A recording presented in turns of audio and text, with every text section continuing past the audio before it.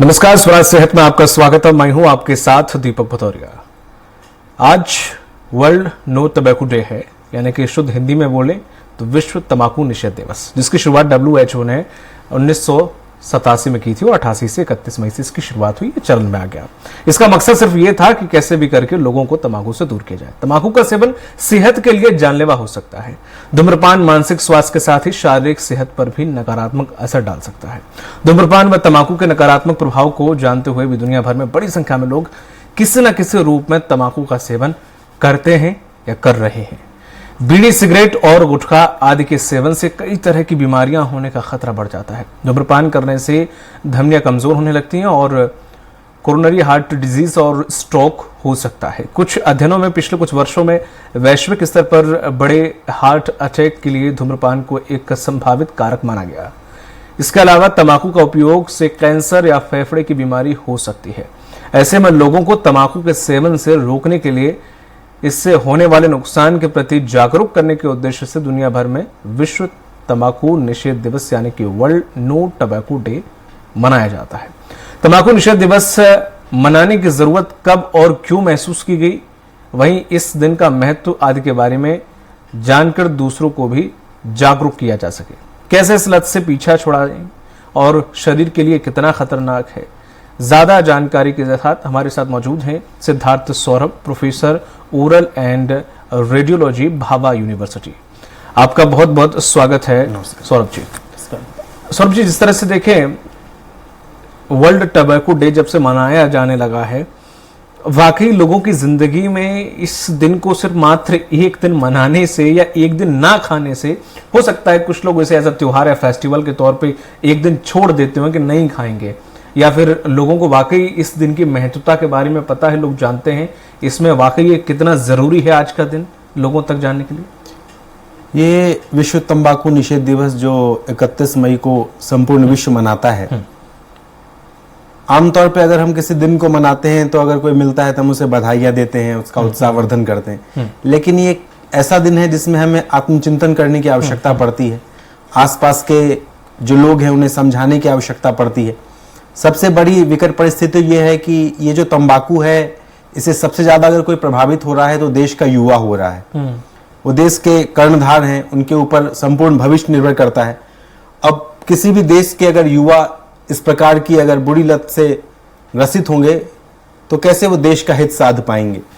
तो इसमें तो उन युवाओं को आत्ममंथन करने की जरूरत है, समाज को आत्मचिंतन करने की जरूरत है। क्योंकि आप किसी भी दुकान पे अगर गुटखा खरीदने जाएं, सिगरेट खरीदने के लिए जाएं, कोई भी ऐसा पदार्थ खरीदने के लिए जाएं, तो सब पे वैधानिक चेतावनी लिखी होती है कि इसको खाने से कैंसर होता है। लोग उसको पढ़ते हैं, देखते हैं, लेकिन समझने की कोशिश नहीं करते कि आखिर जो मैं खा रहा हूं उसे न सिर्फ मेरा शरीर खराब हो रहा है, बल्कि अगर मैं घर पे जा रहा हूं तो अपने घर में क्या माहौल दे रहा हूं, अपने आसपास के जो लोग हैं उसको क्या माहौल दे रहा हूं। हर व्यक्ति की एक सामाजिक जिम्मेदारी होती है, उस समाज की जिम्मेदारी का मैं क्या निर्वहन कर रहा हूं।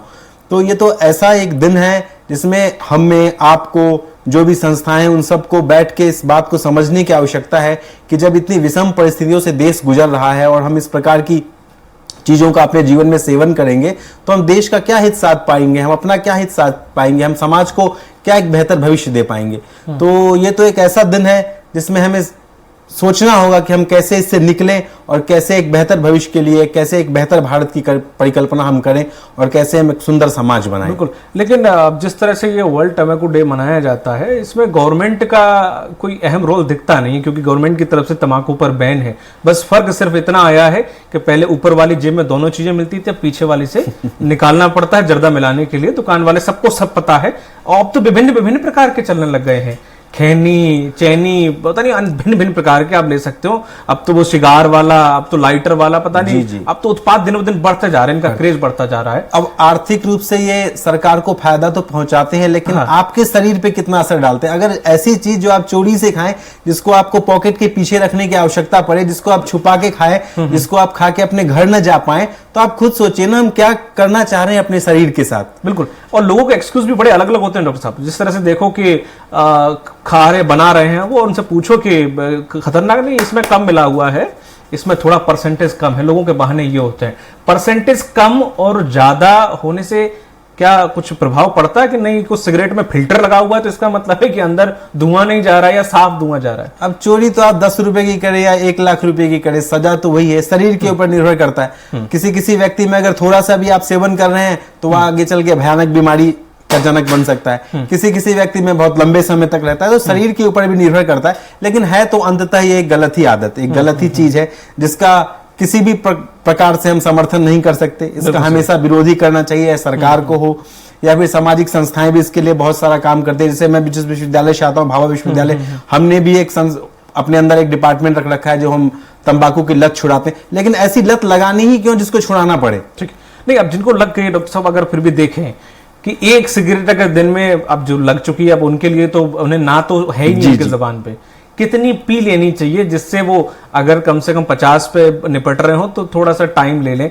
एक्चुअली अगर जिनकी लत छूट ही नहीं सकती उनके लिए क्या है कि अगर मिनिमम इस्तेमाल अगर करना चाहिए तो कितना कर सकते हैं? इसमें ऐसा कोई मिनिमम मैक्सिमम का नहीं है। अच्छा, बिल्कुल बिल्कुल बंद करनी पड़ेगी। और इसमें तो आप डॉक्टर के पास चले जाएं, किसी संस्था के पास चले जाएं, किसी छुड़ाने वाले के पास चले जाएं। बहुत सारी मेडिसिन आती है जो ये दावा करती है कि आप इसको खाएं तो छूट जाएगी, लेकिन ये सिर्फ आपके अंदर की दृढ़ इच्छा शक्ति पर निर्भर करता है। अगर आपके अंदर उस चीज को छोड़ने की इच्छा शक्ति है ही नहीं तो आप किसी भी जानकार के पास चले जाएं, आप कितनी भी किताबें पढ़ लें, कुछ भी कर लें, ये नहीं छूटेगी। ये तो बिल्कुल अपने अंदर ये विश्वास जमाना कि अभी के बाद मैं नहीं पीऊंगा, उसके बाद ही आप इस लत को छोड़ सकते हैं। नहीं तो कितनी भी दूरदर्शिता कर लें, ये लत आपकी छूटेगी नहीं। इस बार का protecting children from tobacco industry interference, इस बार का थीम जो है जी ये है।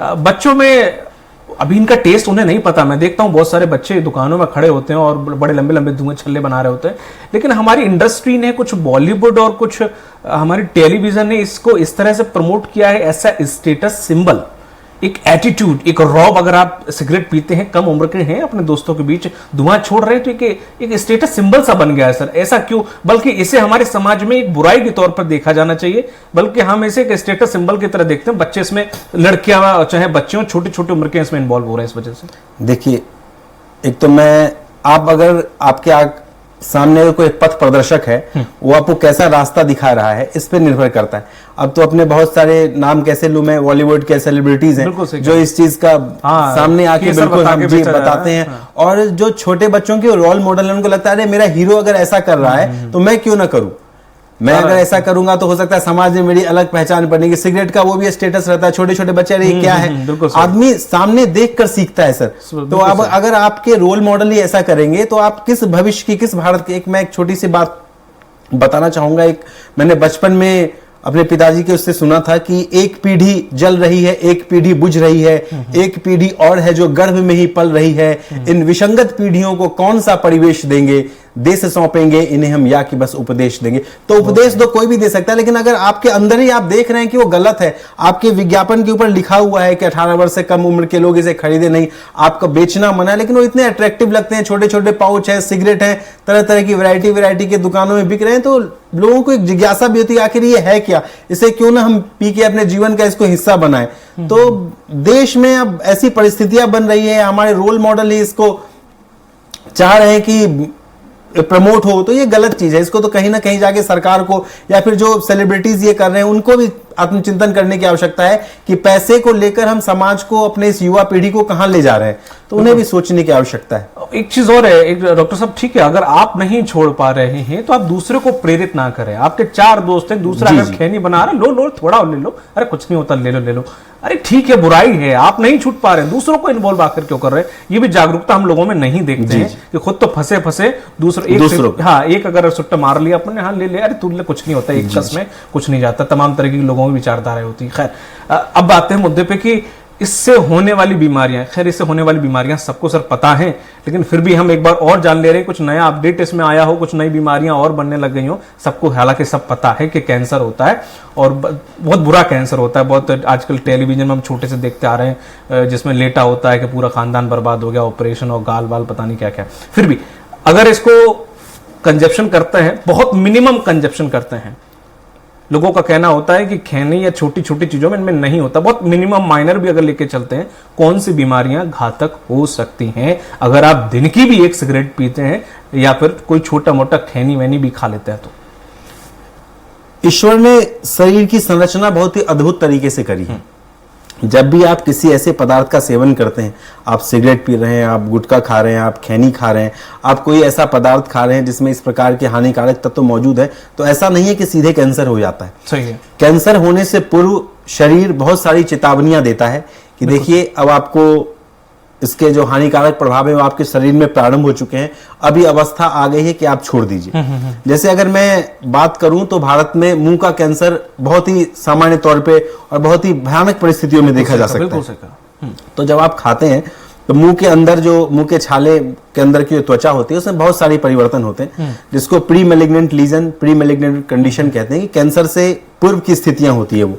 इसमें जो गाल हैं उसमें आपको उजले उजले रंग के चकत्ते मिलेंगे, जिसे हम मेडिकल की भाषा में ल्यूकोप्लेकिया बोलते हैं। जी जी जी जी जी। जो गुटखे का सेवन करते हैं उनमें आप देखेंगे कि उनका मुंह खुलना बहुत ही कम हो जाता है, बहुत ही सामान्य तौर पे जो इंसान मुंह खोलता है उनकी अपेक्षा में उनका जी हाँ, तो उसे हम मेडिकल की भाषा में ओरल सबम्यूकस फाइब्रोसिस बोलते हैं, लाइकन प्लानिस है। तो ऐसे जो शरीर के कुछ घाव, मतलब मुंह के अंदर के घाव हैं, ये एक तरह का अलार्मिंग सिचुएशन होता है कि देखिए अब आप छोड़ दीजिए, अगर आप अब भी खाते रहेंगे तो आगे चल के मुंह का कैंसर हो जाएगा। सिर्फ मुंह का कैंसर ही नहीं होता है, वो जहां जहां से वो गुटखा जाता है और शरीर के जिस जिस अंगों से गुजरता है वहां वहां वो कैंसर काउज करते हुए जाता है। सिगरेट पी रहे हैं तो आपको पहले इम्फाइसीमा होगा, फिर आप नहीं छोड़ेंगे तो वो लंग कैंसर में परिवर्तित हो जाएगा, इंटेस्टाइन के कैंसर हो जाएंगे। तो सिर्फ कैंसर ही नहीं, कैंसर के अलावा भी बहुत सारी बीमारियां होती है। गले में गांठ हो जाएगी, गले में गिल्टी हो जाएगी, आपको दमे की बीमारी हो जाएगी, सांस लेने में परेशानी होगी।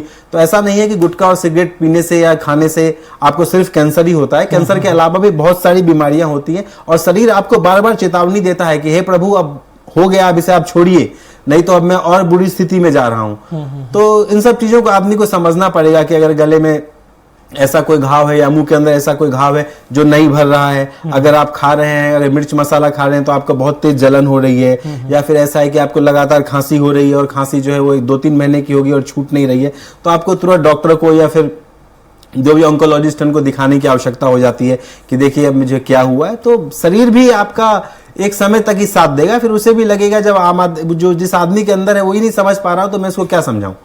तो इन परिस्थितियों से तो आपको अवगत रहना पड़ेगा कि आप जो कर रहे हैं वो गलत है।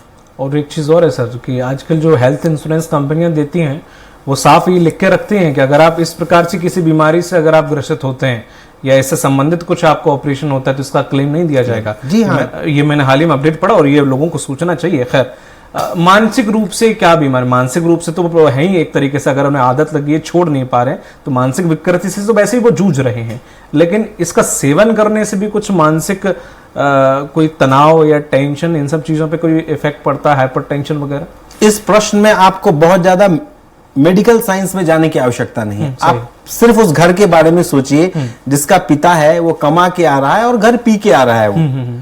तो आप क्या, बच्चे इंतजार कर रहे हैं कि मेरा पिता आएगा मेरे लिए कुछ लेके आएगा, वो क्या लेके आ रहा है वो। तो आप घर की स्थिति देखिए, आर्थिक रूप से वो परेशान हो रहा है, क्योंकि ये सब चीजें कोई ऐसा नहीं कि 2 रुपए 4 रुपए की मिलती है। सिगरेट है वो 20 रुपए की मिलती है, गुटखे का पाउच जो 40 रुपए 50 रुपए का मिलता है। तो एक तो आप अपने घर को आर्थिक रूप से कमजोर बना रहे हैं, फिर अगर आप आ रहे हैं तो घर का माहौल क्या होगा। तो इसमें तो मानसिक परेशानी होनी ही होनी है, इससे तो आप हट ही नहीं सकते। ये तो जितना आपके शरीर पे नुकसान करेगी वो तो आपके चिंतन पे नुकसान करेगी, आपके सोचने समझने की शक्ति का नाश हो रहा है। आप क्या करने जा रहे हैं, तो आज के दिन तो कम से कम इस चीज को सोचिए कि हम जो कर रहे हैं वो मेरे परिवार के लिए कितना हानिकारक है, मेरी पीढ़ी के लिए कितना हानिकारक है, मेरे घर के लिए कितना हानिकारक है, मेरे समाज के लिए कितना हानिकारक है, मेरे देश के लिए कितना हानिकारक है। बिल्कुल। और जिस तरह से डॉक्टर साहब इसको छोड़ने के लिए कुछ लोग कहते हैं कि अगर छोड़ दें, इसके सब्स्टिट्यूट आते हैं बहुत सारे, एक वो सिगरेट भी आती है और च्युइंगम टाइप में भी कुछ आता है, तो क्या वाकई वो कारगर है कि वो मार्केटिंग उत्पत्ति है, फालतू है वो छोड़ के अपना लो? इस पे यही प्रश्न आ जाएगा कि कारगर तभी होगा जब आप अपने अंदर इस बात को लाएं कि मैं नहीं अब इसका सेवन नहीं करूंगा। नहीं तो आप सेवन भी कर रहे हैं और जो उसको छोड़ने के सब्स्टिट्यूट्स हैं वो भी आप ले रहे हैं। तो कोई लोगों का ये रहता है कि वो छोड़ दी है तो अब बॉडी में कुछ अजीब अजीब सा हो रहा है। जी वो तो विड्रॉल सिम्टम्स होते हैं, अगर आप पैर कांप रहे हैं, पता नहीं क्या वो तो शरीर की सामान्य प्रक्रिया है, क्योंकि उसके अंदर जो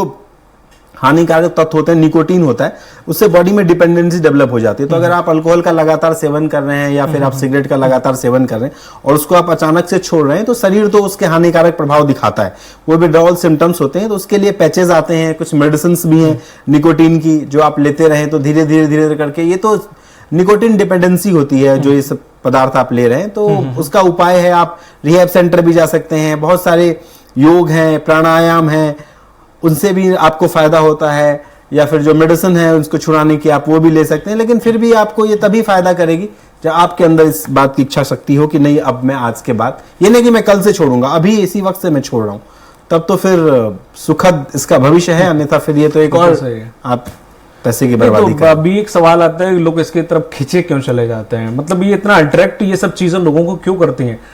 एक बच्चा दूध पीने के लिए नखरे ज्यादा लेगा, लेकिन अगर किसी सिगरेट ऑफर करो तुरंत एक्सेप्ट कर लेता है। तो ये इतनी लत इतनी जल्दी लोगों को अपने घेरे में क्यों ले लेती है? क्यों इसके जाल में लोग इतनी जल्दी फंस जाते हैं? गलत चीजें तो, और दूसरा क्या है ना कि एक जिज्ञासा जो होती है, आखिर है क्या। ऐसा नहीं कि आप अकेले बैठे हैं और आप सिगरेट पीना या फिर गुटखा खाना चालू कर दे, आपको हमेशा कोई ना कोई ऑफर ही करेगा। बिल्कुल। आपके दोस्त यार हैं 3-4 यार, एक ले ले, एक ले ले, कुछ नहीं, बस उससे जो वो चीज शुरू होती है फिर वो लत में बदल जाती है। तो ऐसा नहीं कि आपके मन में आ रहा, आपका जो सामाजिक माहौल है, आपका जो परिवेश है, उसका भी बहुत इस बात पे असर पड़ता है। ऐसा नहीं कि आप अकेले बैठे हो आप ले लेंगे, कोई ना कोई हमेशा आपको ऑफर करेगा, वो गुटखा हो या खैनी हो या सिगरेट हो या अल्कोहल हो। एक मैंने बड़ी अच्छी चीज पढ़ी थी कि आपका अगर कोई दोस्त अगर या दोस्ती के नाते एक बार ले लिया, तो वो दोस्ती के नाते आप उसके लिए तो अल्कोहल ले रहे हैं, लेकिन वो दोस्त आपके नाते छोड़ क्यों नहीं रहा है? बिल्कुल सही कहा। दोस्त तो आप भी हैं उसके। तो जब वो आपको इस चीज के लिए इंसिस्ट कर रहा है कि आप मेरे लिए दोस्ती के लिए यार एक पैग ले ले, तो वो आपके लिए क्यों नहीं छोड़ रहा है? तो इस चीज को समझने की आवश्यकता है कि वो तो आपको गड्ढे में डाल रहा है, लेकिन आप उसको क्यों नहीं गड्ढे से निकाल रहे? वो क्यों नहीं निकल रहा गड्ढे से? बिल्कुल सही कहा। एक डॉक्टर साहब, एक होता है कि सिगरेट पी ले या तम्बाकू खा ले, आजकल वो एक होता है मुंह में साइड में भर के रखते हैं, वो क्या बोलते हैं? हाँ, गुटखा। हाँ, हमारे आसपास में भी लोग होते हैं वो मुंह में साइड में दवाई रखते हैं। तो ये एक होता है कि खा लेना, और एक होता है कि साइड में आप कई घंटों तक उसको रखना, ये कितना ज्यादा हार्मफुल है? आप अगर किसी चीज को लगातार अपने समय में बहुत देर तक रख रहे हैं तो वो ज्यादा डेफिनेटली हानि करेगा। और ये गुटखा उटका जो होता है उसमें तो लगातार वो निकोटीन और पोलिमेरिक हाइड्रोकार्बन्स और बहुत सारे केमिकल्स होते हैं वो निकलते रहते हैं। तो लगातार रखने से तो और ज्यादा शरीर में हानि वो करेगा ही आप। और दूसरा क्या है कि आप अगर उसको दबा के रख रहे हैं तो उसके जो केमिकल्स हैं वो बॉडी जो स्किन है वो एब्जॉर्ब भी कर रही है, तो वो तो ज्यादा हार्मफुल है ही, डेफिनेटली वो ज्यादा हार्मफुल। और जैसे सेवन करो इसका आप ज्यादा जल्दी किसी स्किन डिजीज से पीड़ित हो सकते हैं। बिल्कुल बिल्कुल। वो तो अगर आप लॉन्ग स्टैंडिंग उसको रख रहे हैं तो ओरल सबम्यूकस फाइब्रोसिस है वो बहुत जल्दी आपके मुंह में होगा, आपका मुंह खुलना बहुत जल्दी बंद हो जाएगा। बिल्कुल। सौरभ जी, एक चीज और है कि आजकल वो लाइटर वाला कुछ चला है, स्मोक, जिसमें बोलते हैं निकोटिन वगैरह नहीं होता, सिर्फ धुआं आता, फ्लेवर वाला। आजकल बच्चों में बड़ा क्रेज है कि वो फ्लेवर है, इसमें ऑरेंज है, आम है। तो ये ऑरेंज आम का रस निकलता है कि ये भी उतना ही खतरनाक है जितनी एक आम सिगरेट आप पीते हैं, क्योंकि धुआं होता है? नहीं, धुआं होता है। आप अगर उसको ले रहे हैं तो कार्बन डाइऑक्साइड ही ले रहे हैं बॉडी के अंदर। वो ई सिगरेट है, आप जो ले रहे हैं कार्बन डाइऑक्साइड ही ले रहे हैं। ई सिगरेट, हाँ, तो वो तो हानि करेगी ही। उसमें ऐसा कुछ नहीं, फ्लेवर्ड है, हुक्का होते हैं फ्लेवर्ड आते हैं, ई सिगरेट भी फ्लेवर्ड है, लेकिन वो है हानिकारक ही। वो भी बॉडी के अंदर एट लास्ट आपके निकोटीन को ही लेके जा रही है, कार्बन डाइऑक्साइड जा रहा है, बहुत सारे केमिकल्स हैं जो आपके बॉडी के अंदर है उसको डिस्टर्ब कर रही है। तो वो सब सारे के सारे कैंसर के जनक है। आप आज न लेंगे, कल जाके आपको उससे हार्मफुल इफेक्ट बॉडी के अंदर होंगे ही होंगे। ठीक है। अब जैसे डॉक्टर साहब कहते हैं कि चॉकलेट खाने से काफ़ी लोगों को छोड़ने में राहत मिलती है, निकोटीन को काफ़ी कम रिलीज करता है, तो ये ऐसे कुछ चॉकलेट या फिर बड़े अनाज का तो घरेलू उपाय कुछ बताए जाते हैं, ये कारगर साबित है? हाँ, च्युइंगम्स आती है, निकोटीन की च्युइंगम्स आती है, वो लेते हैं बहुत सारे लोग। मैं भी देखता हूँ कि गुटखा अगर खा रहे हैं लगातार तो कुछ वो अजवाइन, सौंफ, इन सब का बना के डब्बे में रखते हैं। एक्चुअली क्या होता है कि इन सब चीजों में एक समय के बाद आके तलब लगती है, कह रहे 3 घंटे हो गए या 2 घंटे हो गया, मुझे कुछ खाना चाहिए। तो ये एक छोड़ने का तरीका है। उनके अंदर भी विश्वास आता है कि चलो कुछ खाना है, तो वो हल्का सा लेके मुंह के अंदर डाल लिए, तो एक साइकोलॉजिकल है उसका। ऐसा नहीं है कि कोई मेडिकल वो फायदा करे, साइकोलॉजिकली लगता है 2-3 घंटे हो गए, चलो कुछ मुंह में डाल ले। तो गुटखा ने डाल के सौंफ डाल लिए, लौंग डाल लिए, इलायची डाल लिए। तो ये अगर ऐसी आदत है तो अच्छी है, ये ठीक है, छोड़ने में ये कारगर सिद्ध होती है जी। ठीक है। एक जैसे कि आपने दोस्ती का जिक्र किया, ये दोस्ती से ही पनपती है, फैलती है ये जो बीमारी है, तम्बाकू या गुटखा सिगरेट जो भी है, और दोस्ती से मुझे लगता है कि शायद कवर अप हो। अगर 4 दोस्त किसी एक दोस्त पीता खाता है तो अगर उसको कहीं ना कहीं समझाएं या हर बार टोकें या उससे हल्की सी दूरी बनाएं जब वो ये चीजें करें, तो ये शायद सामाजिक तौर पर ये काफी कारगर सिद्ध हो सकता है। नहीं, ये बहुत ही अच्छी बात है। अगर ऐसा लग रहा है कि मेरा एक दोस्त है वो गलत दिशा में जा रहा है, उसकी जो सोच है वो गलत हो रही है, तो आप उसको बार बार टोकेंगे तो उसे खुद भी शर्म आएगी कि मेरे 4 दोस्त हैं, वो 3 नहीं ले रहे, मैं अकेला ले रहा हूँ, तो उसके ऊपर भावनात्मक रूप से भी असर होगा ये। तो ऐसा मैं, और जो भी हमारे दर्शक ये देख रहे हैं उनसे भी मैं ये कहना चाहूंगा कि अगर आपको ऐसा लगता है कि आपका दोस्त है और वो किसी भी प्रकार का इस टाइप का कोई अगर सेवन करता है, तंबाकू खा रहा है, गुटखा खा रहा है, तो आप उसे टोकें और उसे बताएं कि ये जो है ये आपको आर्थिक रूप से कमजोर कर रही है, आपको सामाजिक रूप से कमजोर कर रही है, आपका जो बचपन है वो तो गया ही है, आपकी युवावस्था जो है उसके ऊपर दुष्परिणाम डाल रही है, आपका भविष्य इससे बेहतर नहीं होगा। तो बार बार अगर आप किसी चीज को बोलेंगे तो उसके मन मस्तिष्क पे भी इसका प्रभाव पड़ेगा और निसंदेह वो छोड़ेगा।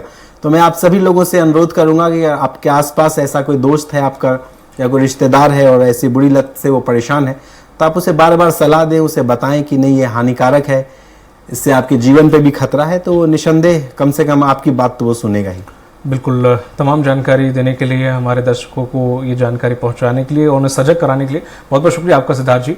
तो ये थे हमारे साथ सिद्धार्थ जी, जो कि जानकारी दे रहे थे कि किस तरह से हमारे शरीर में ये तंबाकू नुकसान पहुंचा सकता है, कैसे हम इससे दूर हो सकते हैं, कैसे इससे बचा जा सकता है। सामाजिक बुराई है, आपसे ही दूसरों में फैलती है, वो आपसे ही ये खत्म होगी। अभी आपको डिसाइड करना है कि जो आज ये वर्ल्ड नो टंबाकू डे मनाया जा रहा है, ये हर बार मनाता रहे, या आज ही आप इसका दृढ़ संकल्प लें कि ना तो आज आप दूसरों को ऑफर करेंगे, आप नहीं छोड़ पा रहे हैं तो एटलीस्ट दूसरों को तो बिल्कुल कतई ऑफर ना करें।